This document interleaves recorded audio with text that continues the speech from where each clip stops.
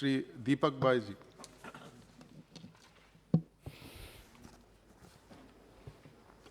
माननीय सभापति महोदय, आपने मुझे रेलवे बजट पर चर्चा करने की अनुमति की, इसलिए आपको बहुत बहुत धन्यवाद। माननीय सभापति महोदय, देश के बजट पर रेल का बजट एक महत्वपूर्ण बजट है माननीय सभापति महोदय, क्योंकि यह रेल का बजट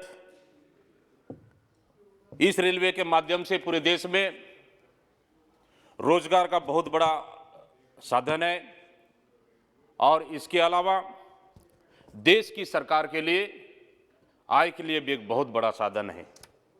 लेकिन माननीय सभापति महोदय, कोविड-19 के लॉकडाउन में जब 23 मार्च 2020 को पूरे देश में रेलवे को बंद कर दिया गया, उस समय असफल लॉकडाउन को पूरे देश ने देखा है। माननीय सभापति महोदय, जनता सड़क पर आ गई, सरकार चैन से नींद सो रहा था। सरकार को पता नहीं कि देश में कितने मजदूर किस प्रदेश से किस प्रदेश में चले गए काम करने, कि देश के अंदर अन्य प्रदेश या देश के बाहर अन्य देशों में चले गए। इस सरकार के पास आंकड़ा भी नहीं था। माननीय सभापति महोदय, जब पूरी जनता सड़कों पे आई तो सरकार की नींद खुली। माननीय सभापति महोदय, मोदी सरकार के बाद उसके बाद पूरे मजदूर पैदल चलने लग गए, तो पूरी सरकार ने मिलकर, पूरे प्रदेश की सरकारों ने मिलकर केंद्र सरकार से कहा कि हमें ट्रेन दीजिए, कि हमारे मजदूरों हमको लाना है। माननीय सभापति महोदय, केंद्र सरकार ट्रेन देने में आनाकानी की। केंद्र सरकार के पास यात्रियों को लाने के लिए पैसा नहीं है, उनको देने के लिए किराया नहीं है। माननीय सभापति महोदय, मैं धन्यवाद देता हूं हमारी नेता माननीय श्रीमती सोनिया गांधी जी को। उन्होंने ऐलान किया पूरे देश में मजदूरों का किराया कांग्रेस पार्टी देगा।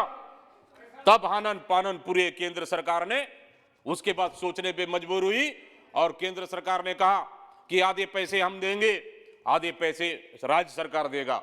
माननीय सभापति महोदय, निश्चित रूप से मैं और एक धन्यवाद दूंगा कि हमारे मुख्यमंत्री माननीय भूपेश बघेल, छत्तीसगढ़ मुख्यमंत्री माननीय भूपेश बघेल जी को, जिन्होंने छत्तीसगढ़ के मजदूर अन्य प्रदेशों में फंसा हो या अन्य प्रदेश के मजदूर छत्तीसगढ़ में फंसा हो, उनके लिए किराया, उनके लिए खाना, उनके लिए चप्पल, उनके लिए बस, उनके लिए पैसा, उनके लिए दवाई का व्यवस्था उन्होंने किया और सभी मजदूरों को घर भेजने और घर लाने का वापस उन्होंने काम किया। निश्चित रूप से हमारे मुख्यमंत्री माननीय भूपेश बघेल जी को धन्यवाद देता हूं।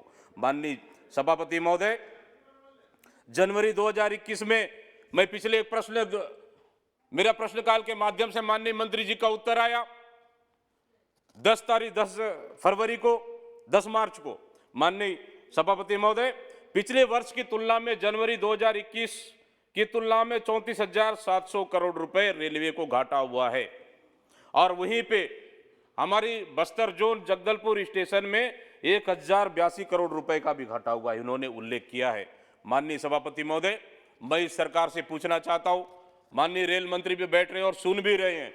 माननीय सभापति महोदय, क्या आपकी सरकार में बस्तर को क्या मिला? क्या बस्तर को रेल की जरूरत नहीं है? माननीय सभापति महोदय, बस्तर जैसे जिला छत्तीसगढ़ का, पूरे देश में बस्तर जैसे छत्तीसगढ़ का एक जिला लोहे का भंडार है उसमें। माननीय सभापति महोदय, उसमें करोड़ों रुपए माइनिंग के माध्यम से केंद्र सरकार को करोड़ों अरबों रुपए राजस्व प्राप्त हो रही है। माननीय सभापति महोदय, सिर्फ माइनिंग ट्रांसपोर्टिंग के माध्यम से, एनएमडीसी और एसआर के ट्रांसपोर्टिंग के माध्यम से महीने में 300 करोड़ रुपए इस सरकार को, रेलवे को मिल रहा है, सिर्फ ट्रांसपोर्टिंग किराया। माननीय सभापति महोदय, हमारी लोहा जापान, कोरिया और विदेश को जा रही है, लेकिन बस्तर को क्या मिला, मैं अभी भी पूछ रहा हूं केंद्र सरकार से।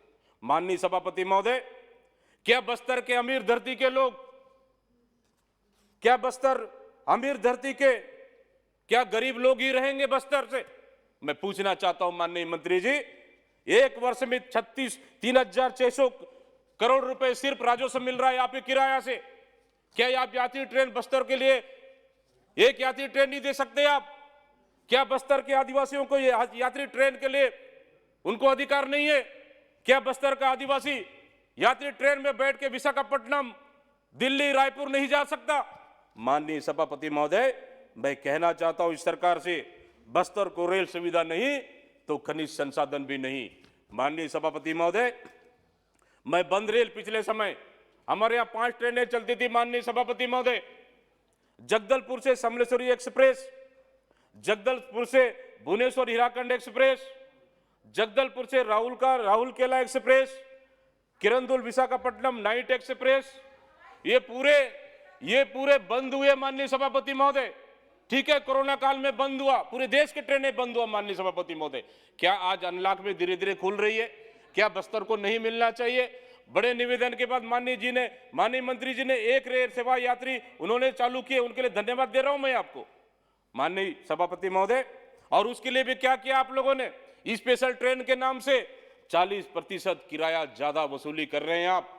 माननीय सभापति महोदय, मैं कहना चाहता हूं माननीय मंत्री जी से, जो बंद पड़ी 4 ट्रेनें आप जल्द से जल्द चालू कराइए, ताकि बस्तर की जनता, बस्तर के आदिवासी, बस्तर की लोगों का भी रेल सुविधा का लाभ मिल सके। माननीय सभापति महोदय, दिल्ली राजहरा, मैं 2 मिनट में अपनी बात खत्म कर रहा हूं माननीय सभापति महोदय। माननीय सभापति महोदय, दिल्ली राजहरा रावघाट जगदलपुर रेल लाइन पिछले 10 साल से अधिक काम चल रहे हैं, उसके लिए माननीय मंत्री जी से व्यक्तिगत रूप से चर्चा भी किया मैं। माननीय सभापति महोदय, 10 साल से अधिक हो गए, वो रेल की पटरी बिछने में अभी तक लग गए, कितने साल और लगेंगे? क्या रायपुर, दिल्ली राजहरा, क्या जगदलपुर ये रेल लाइन जुड़ेगा? बस्तर जैसे राजधानी से बस्तर के लोगों को सस्ता रेल सुविधा के माध्यम से राजधानी जुड़ जाएगा। इसलिए मैं कहना चाहता हूं माननीय सभापति महोदय, माननीय मंत्री जी से कि दिल्ली राजहरा रेल लाइन को भी जल्दी से जल्द चालू करें। और साथ ही मैं पूछना चाहता हूं इस सरकार से, आज दिल्ली में मेट्रो की ट्रेन चल रही है, किसकी देन है? क्या आपने मेट्रो, ये देश में एक मेट्रो ट्रेन भी चलाया आपने आलोचना करने के लिए बहुत कुछ आपके पास है। माननीय सभापति महोदय, आपने रेलवे को निजीकरण, रेलवे को बेचने का काम किया। क्या आपने रेलवे बनाया है? आपने बेचने का काम कर रहा है। माननीय सभापति महोदय, मैं अंत में कहना चाहता हूं, निश्चित रूप से बस्तर जैसे पिछड़ा नक्सल क्षेत्र, जंगली क्षेत्र, पहाड़ी क्षेत्र, आदिवासी क्षेत्र, वहां पे आज भी रेल सुविधा की आवश्यकता है। माननीय मंत्री जी, आपसे निवेदन करता हूं मैं कि हम लोग वहां पे खनिज संसाधन से भरपूर बस्तर, केंद्र सरकार को लाखों अरबों करोड़ों रुपए का राजस्व दे रहे हैं, आप बस्तर को रेल सुविधा दीजिए। निश्चित रूप से बस्तर वासियों का अधिकार है, अन्यथा हम लोग इस सरकार के खिलाफ में आंदोलन करने के लिए मजबूर हो जाएंगे। इसलिए मैं अंत में बहुत बहुत धन्यवाद देते हुए मैं अपने वाणी को विराम दे रहा हूं। धन्यवाद।